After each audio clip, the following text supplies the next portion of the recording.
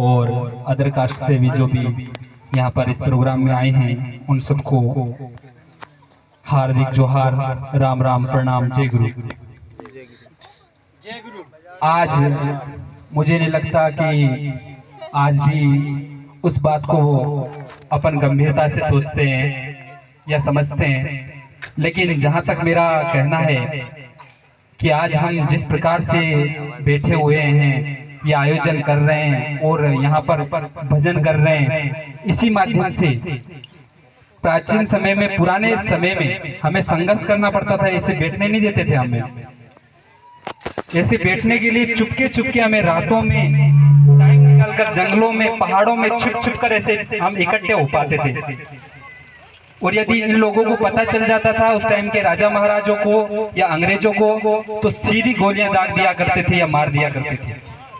तो ऐसा ही हमारी समाज में कोई ऐसी शक्ति उत्पन्न हुई और किसी ने हमें मार्गदर्शन प्रदान किया और हम लोगों को जागृत किया कि आप लोग एकता करो, आप लोग आगे बढ़ो।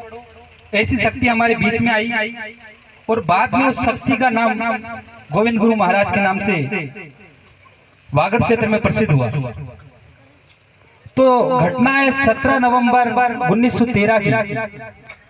उस दिन की घटना जब भील जनजाति, अपनी जाति के लोग एकत्रित होकर मानगढ़ की पहाड़ी पर एक सभा का आयोजन कर रहे थे, भगत बन रहे थे। जो भगत लोग मतलब जो खाते पीते थे उनको भी भक्ति के अंदर ला रहे थे। और जब ये बात वहाँ के स्थानीय, वहाँ के राजा को पता चली, तो उस राजा ने शिकायत की अंग्रेजों से कि भील एकत्रित हो रहे हैं और भील राज कायम करने की कोशिश कर रहे हैं, आपके खिलाफ विद्रोह करने की कोशिश कर रहे हैं, आप लोग इनको वहां से डरा धमका कर या किसी भी प्रकार से भगा दो। तो इन लोगों ने मानगढ़ की पहाड़ी को चारों ओर से घेर लिया और ऐसे बैठी हुई सभा पर गोलियां दाग दी, बंदूकें दाग दी, तोपें दाग दी। और सोच नहीं सकते, जैसे अपन को कुछ भी पता नहीं है, इधर से गोलियां चल जाए, इधर से गोलियां चल जाए, इस प्रकार से गोलियां चली। और लगभग 1500 की संख्या, ये लोग बताते हैं कि 1500 भील मारे गए, लेकिन वो संख्या कई हजारों में गई थी। ये सोचने वाली बात है। उन लोगों ने बलिदान दिया, उसके उपलक्ष्य में आज भी मानगढ़ की पहाड़ी पर शहीद स्मारक बना हुआ है। बहुत सारे लोग वहां पर गए होंगे, लेकिन बहुत सारे लोग अभी भी नहीं गए होंगे। यदि उनको मौका मिलता है तो उस शहीद स्मारक पर, वो हमारे पूर्वजों के खून से लथपथ उस पहाड़ी पर जरूर जाइएगा। उनके बलिदान का, खून का एक एक कतरा ये पुकारता है आज भी मानगढ़ की पहाड़ी पर कि जागो मेरे भाई।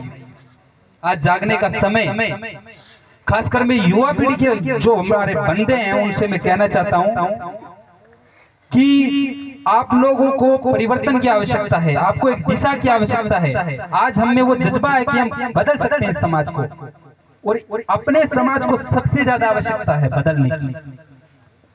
भक्ति के माध्यम से बदलो, चाहे पढ़ाई के माध्यम से, शिक्षा के माध्यम से बदलो, चाहे राजनीति के माध्यम से बदलो, लेकिन परिवर्तन लाना बहुत आवश्यक है। और इसमें यदि हमारे बड़े बुजुर्ग हमारी सहायता कर रहे हैं तो इस पर सोने की सुहागा जो कहते हैं, उससे बढ़कर हमारे लिए और कुछ नहीं। वो यदि उनका साथ मिल रहा है और नहीं भी मिलता है तो आज पॉजिटिव एनर्जी लाओ यार। आज हमें कुछ करने की आवश्यकता है। जो हमारे पूर्वजों ने बलिदान दिए वो अपने लोगों के लिए दिए कि हमारी आने वाली पीढ़ी सुरक्षित रहेगी। आज जगह जगह हमारे आदिवासी जाग खड़े हो गए हैं और आज हम आज भी सो रहे हैं।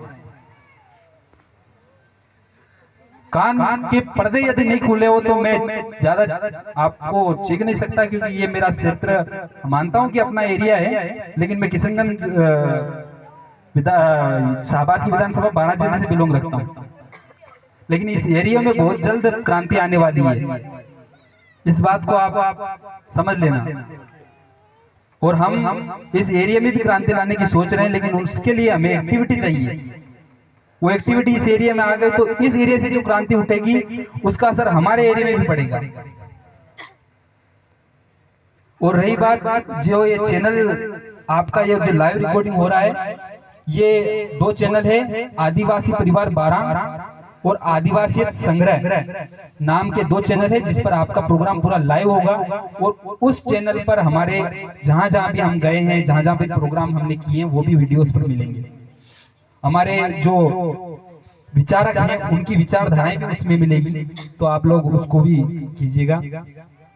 साथियों, बस मैं अपनी वाणी को विराम देना चाहूंगा, क्योंकि आप लोग भजन कीर्तन सुनने के लिए आए हो और कोई पर्चा मतलब ये भाषण सुनने के लिए नहीं आए हो। यदि कभी मौका मिले तो हमारा कोई प्रोग्राम हो तो उसमें आइएगा। धन्यवाद। मैं शंकर नीनामा, लकड़ाई की धरती से। धन्यवाद। जोहार।